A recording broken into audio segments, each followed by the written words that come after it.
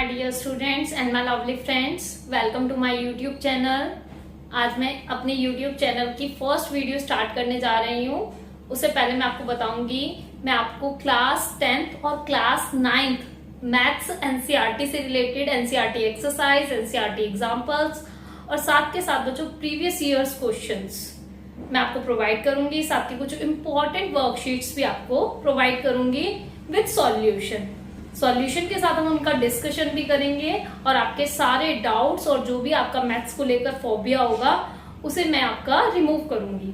इस चैनल पे मैं आपको आज से क्लास 10th मैथ्स एनसीईआरटी का फर्स्ट चैप्टर कराने जा रही हूँ. चैप्टर नंबर 1 है रियल नंबर आपका, जिसका हम सबसे पहले फर्स्ट वीडियो में उसका बेसिक कॉन्सेप्ट्स को समझेंगे. उसके बेसिक कॉन्सेप्ट्स हम चैप्टर से रिलेट करते हुए, चैप्टर नेम से रिलेट करते हुए, रियल नंबर से रिलेट करते हुए स्टार्ट कर रहे हैं. नंबर्स क्या होते हैं, what is a number. Number हमारे 2 टाइप्स के होते हैं, रियल नंबर और इमेजिनरी नंबर. रियल नंबर पे हमारा ये पूरा चैप्टर बेस्ड है, जिसको हमें फर्दर डिटेल से पढ़ना है कि उसके किस तरीके से डिवीजन हुए हैं, फिर उसके आगे जो नंबर्स हैं उनका किस तरीके से डिवीजन हुआ है.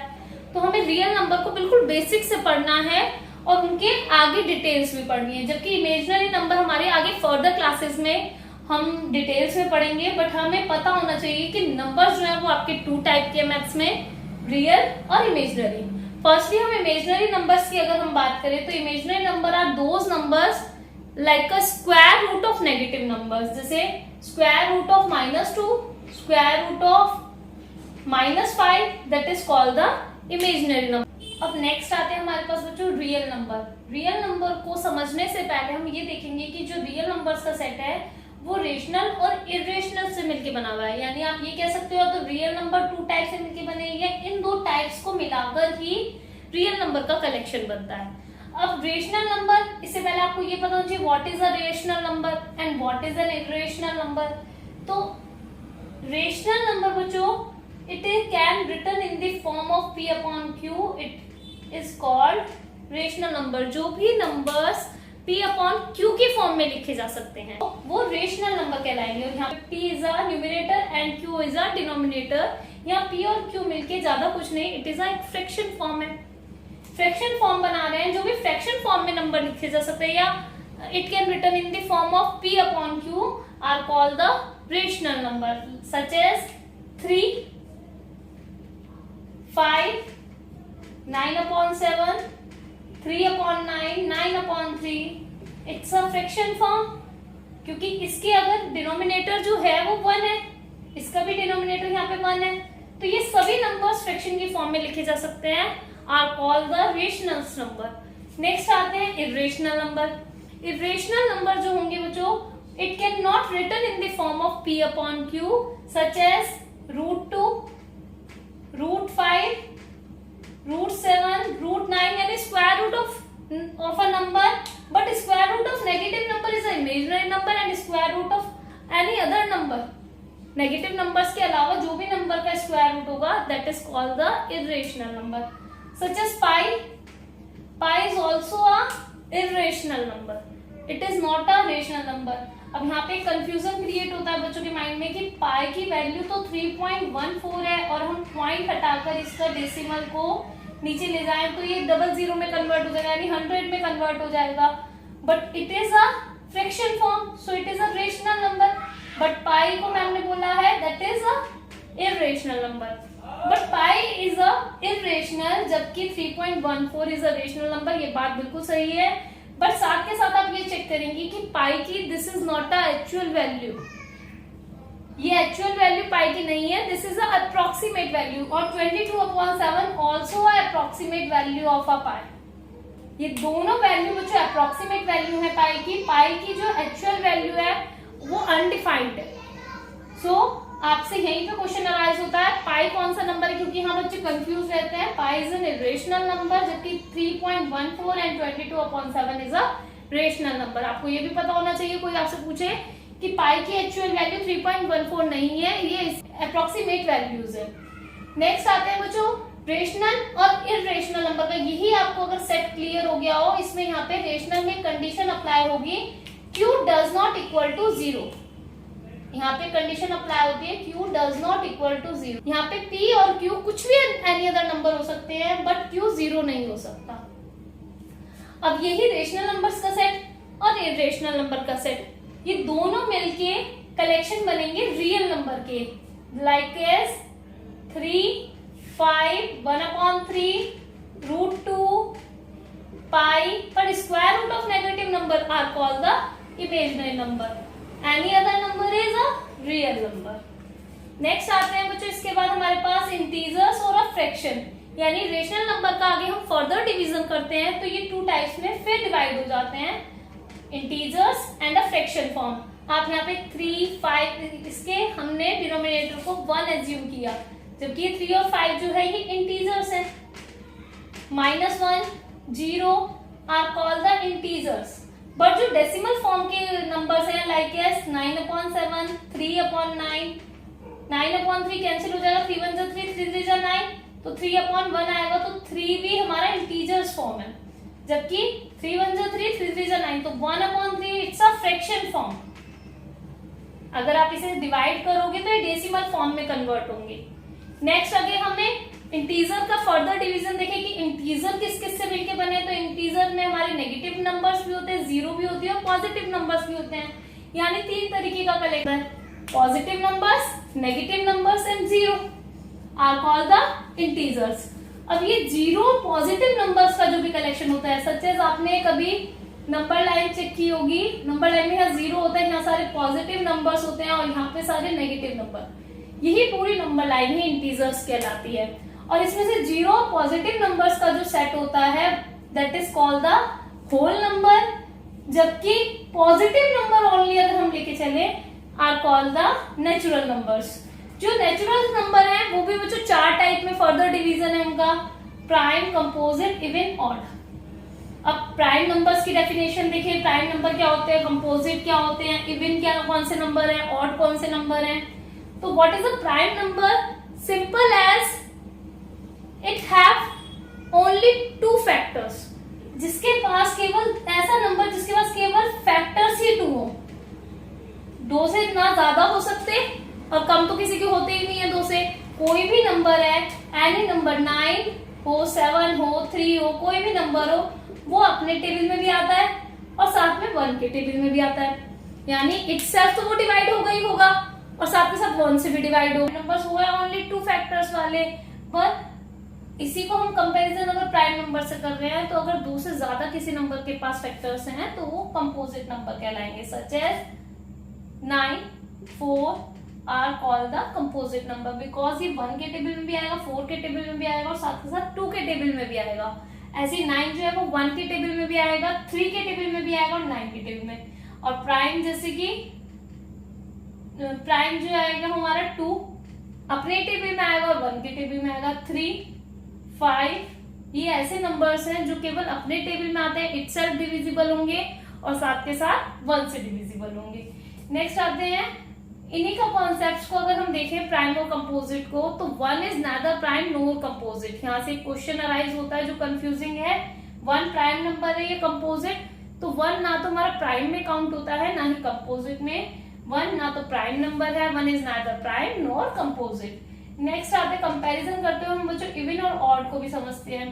Even numbers are those number that is divisible by 2, जो 2 से डिवाइड हो जाए वो इवन नंबर, और can not divisible by 2 that is called odd numbers. तो even numbers such as 2, 4, 6, 8, 10 are called the even numbers and odd number 1, 3, 5, 7 कोई भी number है जो जैसे सच एज 3, 5, 7, 6, अगर लास्ट डिजिट उसकी इवन नंबर है तो ये पूरा नंबर ही इवन नंबर कहलाएगा, अगर लास्ट डिजिट इसकी ऑड है ये पूरा नंबर ही ऑड कहलाएगा।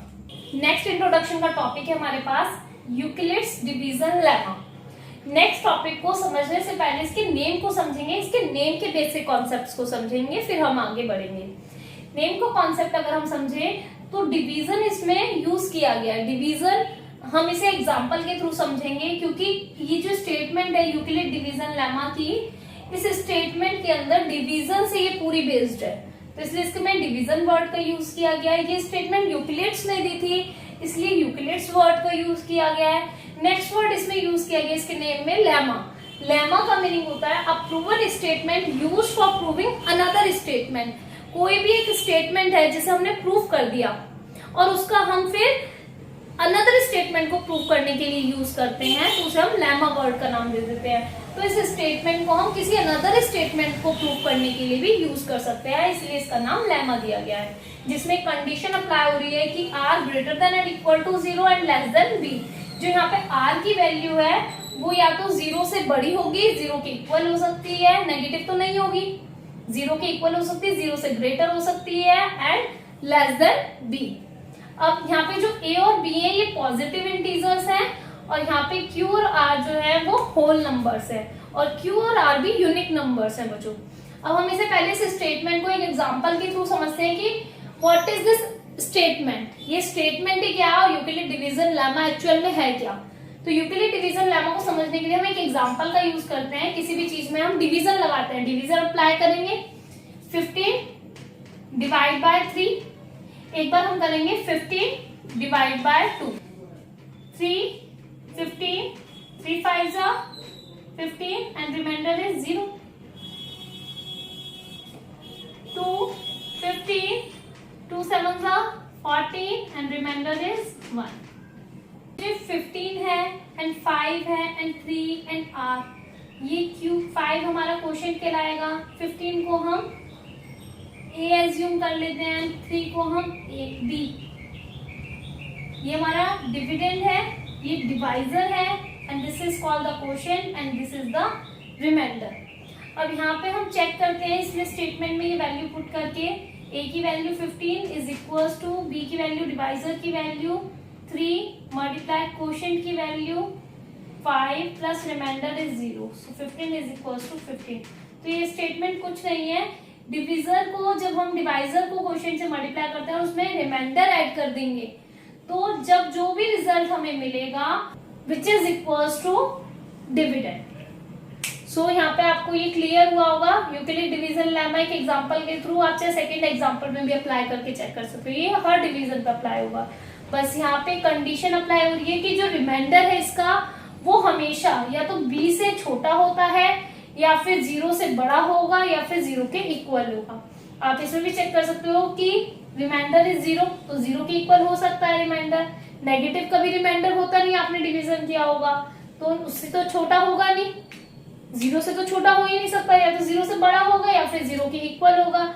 एंड 1 से आप चेक कर सकते हो कि रिमाइंडर हमेशा b से छोटा रहता है। यहाँ पे डिवाइजर था 3 तो रिमाइंडर से छोटा था, 2 है तो भी छोटा है, तो आप डिवाइड करके भी चेक कर सकते हो। और बाकी कोई भी अगर नंबर है, अगर यहाँ पे 2 हो जाए, यानी इक्वल में तो हो नहीं सकता, अगर यहाँ पे 2 हो जाए तो 2 1 2 आप आगे चला सकेंगे टेबल को, तो इसीलिए रिमाइंडर हमेशा b से छोटा रहेगा और या फिर इक्वल टू 0 रहेगा या ग्रेटर देन 0 रहेगा। ये कंडीशन अप्लाई होने के साथ where a and b are the positive integers, यहाँ पे a और b पॉजिटिव इंटीजर है और जो एग्जिस्ट कर रहे हैं the whole number q and r, यानी quotient plus remainder. Where q and r are the unique number, यानी q और r भी हमेशा डिफरेंट नंबर्स रहेंगे, कभी भी इक्वल नंबर्स नहीं रहेंगे, चाहे आप चेक भी कर सकते। अब नेक्स्ट टॉपिक आता है हमारे पास fundamental theorem of arithmetic. Fundamental theorem of arithmetic को समझने से पहले हम इसकी स्टेटमेंट देखेंगे। व्हाट इज दिस स्टेटमेंट, इसकी स्टेटमेंट क्या है। So every composite number can be expressed, can be uniquely expressed as a product of a prime, यानी जितने भी कंपोजिट नंबर्स हैं उसे हम अगर एक्सप्रेस करना चाहें तो हम उसे प्रोडक्ट ऑफ प्राइम्स में एक्सप्रेस कर सकते हैं। इस स्टेटमेंट को हम एक एग्जांपल के थ्रू समझेंगे। मैंने यहाँ पे 2 एग्जांपल सेट किए हुए हैं, 12 एंड 105। 12 एग्जांपल को अगर हम समझते हैं तो 12 का अगर मैं प्राइम्स में कन्वर्ट करने की कोशिश करूं तो इसे प्राइम्स के टेबल से इसे कैंसिल आउट करते हैं। सो 2 6 12, प्राइम नंबर से इसे फिर डिवाइड करेंगे, जिस भी प्राइम नंबर से डिवाइड हो जाएगा 2 3 6 एंड 3 1 3। नेक्स्ट वाले को भी साथ के करते हैं। 105 को 3 से कैंसिल आउट हो गए, 3 3 9, 2 से तो नहीं होगा, 3 3 9, 1 इसको दे देंगे, 3 5 15 एंड 5 7 35, 7 1 जा 7। सो यहाँ पे जो 12 एग्जांपल हमने सेट किया था कि 12 एक कंपोजिट नंबर था जिसे हमने एक्सप्रेस किया as a product of prime. As a product of prime में 2 मल्टीप्लाई 3, ये तीनों यहाँ पे प्राइम नंबर्स हैं और 2 2 जा 4, 4 3 जा 12। ऐसे 105 जो एक हमने एग्जांपल सेट किया था, 105 जो हमने एग्जांपल सेट किया, इसको भी हमने प्राइम्स में ब्रेक करने की कोशिश की है। प्राइम्स नंबर लिए हमने यहाँ पे जो सिर्फ अपने टेबल में आएंगे या फिर 1 के टेबल में आएंगे। 5 7 तीनों नंबर ऐसे लिए हैं जो प्राइम नंबर्स हैं। तो यानी 105 को अगर हम ये कंपोजिट नंबर को ब्रेक डाउन किया हमने प्राइम्स में as a product of a prime, so 3 multiply 5 multiply 7 and 3 5 जा 15 एंड 15 7 जा 105। सो हमने 105 कंपोजिट नंबर को एक्सप्रेस्ड किया प्रोडक्ट ऑफ प्राइम्स में। सो यहाँ से आपको fundamental theorem of arithmetic in examples के थ्रू क्लियर हुई होगी कि कोई भी अगर हम कंपोजिट नंबर लेते हैं, इन दोनों के अलावा आप कोई भी एक्स्ट्रा एग्जांपल सेट कर सकते हो कि कोई भी कंपोजिट नंबर लेते हैं उसे हम एक्सप्रेस कर सकते हैं as a product of a prime. और यहाँ पे जो यूनिकली का मीन्स है कि अगर हम कोई भी कंपोजिट नंबर को प्राइम्स में कन्वर्ट करते हैं यानी प्रोडक्ट ऑफ प्राइम्स में लिखते हैं, एक्सप्रेस करते हैं, तो हर कंपोजिट नंबर की यूनिक वैल्यू आपको मिलेगी। नेक्स्ट टॉपिक है हमारे पास to test whether given rational number is terminating और नॉन टर्मिनेटिंग। सो इस टॉपिक से पहले हम ये क्लियर करेंगे what is terminating and what is non terminating. जो टर्मिनेटिंग नंबर्स होते हैं, आपने कभी भी डिवीजन किया हो, जैसे हम 12 को यहाँ 5 से डिवाइड कर रहे हैं, सो आंसर इज 2.4, ये फुली डिवाइड हो गया। एंड नॉन टर्मिनेटिंग इज हमने 20 को 3 से डिवाइड किया, जो रिमाइंडर है वो 2 बचता ही चला जा रहा है, कितना भी आप डिवीजन कर लो 2 रिमाइंडर हमेशा रहेगा, यानी कि ये एंड नहीं हो रहा इसका। यहाँ पे रिमाइंडर एंड हो गया था बिल्कुल, सो आंसर इज 2.4। बट ये 6.66666 आगे रिपीट होता जा रहा है and so on. So this is called the non terminating division, यानी डिवीजन आपके 2 पार्ट्स में देखे हमने। टर्मिनेटिंग अगर उसका डिवाइड पूरा कंप्लीट हो गया डेसिमल के बाद, अगर डेसिमल के बाद पूरा कंप्लीट नहीं हो पाता, आगे वो रिपीट हो रहा है, हो सकता है ना रिपीट हो रहा हो, बट वो आगे चलता जा रहा है, यानी 6.679875 ऐसे करके रिपीट भी हो सकता था, अब यहाँ पे 666 भी रिपीट हो रहा है। सो नॉन टर्मिनेटिंग भी 2 कैटेगरीज में डिवाइड किए, रिकरिंग एंड नॉन रिकरिंग। अगर रिपीट हो रहा है तो रिकरिंग या रिपीटिंग भी बोलते हैं, और अगर नहीं रिपीट हो रहा तो नॉन टर्मिनेटिंग, नॉन रिपीटिंग यानी नॉन रिकरिंग। अब हम आते हैं अपने कॉन्सेप्ट्स पे। To test whether a given rational number is terminating और नॉन टर्मिनेटिंग। अब हमें कोई भी रेशनल नंबर है उसे चेक करना है अगर वो टर्मिनेटिंग है या नॉन टर्मिनेटिंग है, तो हम कैसे चेक करते हैं। जैसे कि हमारे पास यहाँ पे एक रेशनल नंबर लिया हमने p/q। हमने समझा था स्टार्टिंग में कि rational number it can be written in the form of p/q as a numerator as a denominator where q does not equals to 0। अगर इस रेशनल नंबर के अंदर जो आपका डिनोमिनेटर है यानी जो q है उसको हम इस फॉर्म में लिख सके, it can written in the form of 2 की पावर m एंड 5 की power n।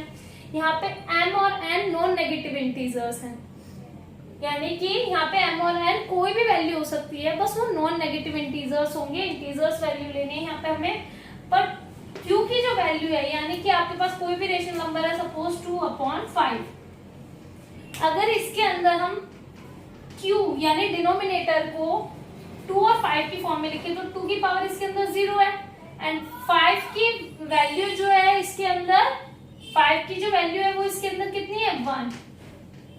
So it can written in this form. एक और एग्जांपल मैं इसका सेट कर सकती हूँ।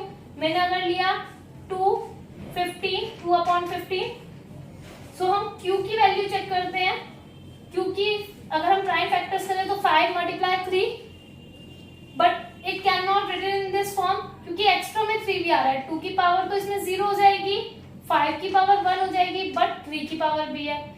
इसके पास ओनली 2 और 5 के फैक्टर्स होते हैं अगर डिनोमिनेटर के पास, तो हम उसे कहेंगे rational number is terminating. But अगर इस फॉर्म में नहीं है, रेशनल नंबर का जो डिनोमिनेटर है वो इस फॉर्म में नहीं है, उसकी एक्स्ट्रा कोई नंबर आ रहा है जैसे 3 आ गया, so it is non terminating. इसी टॉपिक पे इस चैप्टर का इंट्रोडक्शन फिनिश होता है। मिलते हैं नेक्स्ट वीडियो में एक्सरसाइज 1.1 के साथ। Thanks for watching my video and please like, share and subscribe.